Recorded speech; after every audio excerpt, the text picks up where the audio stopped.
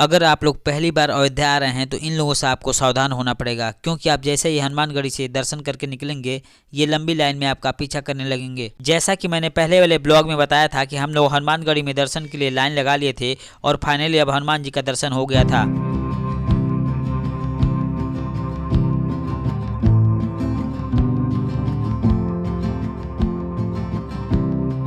दर्शन करके हम लोग जैसे ही मंदिर के बाहर आए, देखे कि इन लोगों की लंबी लाइन लगी हुई थी। अगर आपने इनमें से किसी को भी 1 रुपया दिया तो ये सारे लोग आपके पीछे पड़ जाते हैं, इसलिए इनको इग्नोर करके आगे बढ़ने में ही भलाई होती है।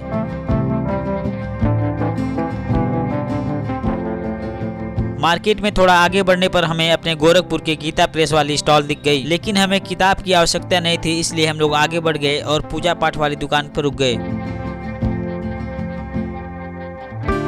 यहाँ पर से मैंने श्री राम लला की 2 फोटो ली और फिर मार्केट की तरफ आगे बढ़ गए। बाजार में आगे बढ़ने पर हमें स्टार फ्रूट नामक एक फल दिखा जो खाने में बेहद ही खट्टा था। यह खट्टा फल खा के मन भी खट्टा हो गया था और अब हम लोग निकलने वाले थे राजा दशरथ के महल की तरफ। यहाँ महल के बाहर देखा एक आदमी पिंजरे में 2 चिड़िया लिया था और लोगों का भविष्य बता रहा था, और कुछ नादान लोग अपना भविष्य 20 रुपए में जान रहे थे। खैर, हमारा भविष्य हमारे कर्मों पर निर्भर करता है, यही सोचकर हम आगे महल की ओर बढ़ गए। महल में जहाँ सारे लोग जूता चप्पल बाहर निकाले थे, वहीं पर मुंशी जी अपना जूता पहन के ही महल में घुस गए थे। खैर, इन्हें अपनी गलती का एहसास हुआ और फिर से जूता बाहर निकाल गए। यह प्राचीन राजा दशरथ का बड़ा महल बहुत ही प्रसिद्ध था। इसमें किए गए नक्काशी और डिजाइनों से इसकी शोभा बढ़ रही थी।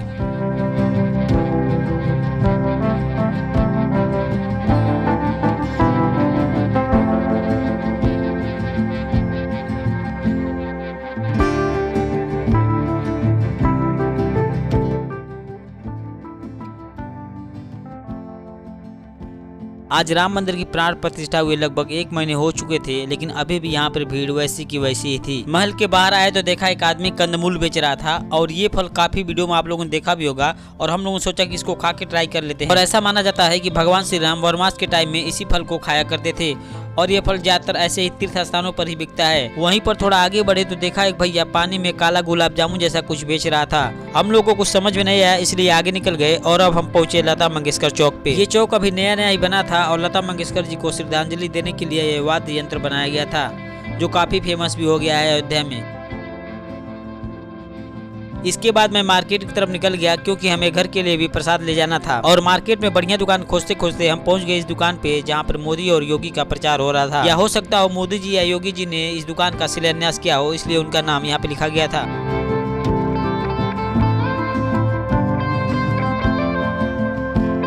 मार्केट में घूमते घूमते हमें भूख लग गई और हमें दिखा गब्बर पकौड़ी भंडार। यह दुकान हमें खाली दिखी, क्योंकि हो सकता हो गब्बर के नाम से लोग डरते हो और दुकान पे ना आ रहे हो। हम लोग भी गब्बर की दुकान पे नहीं गए, क्योंकि हम लोग को खाना खाना था और वहाँ पर सिर्फ पकौड़ी मिला था।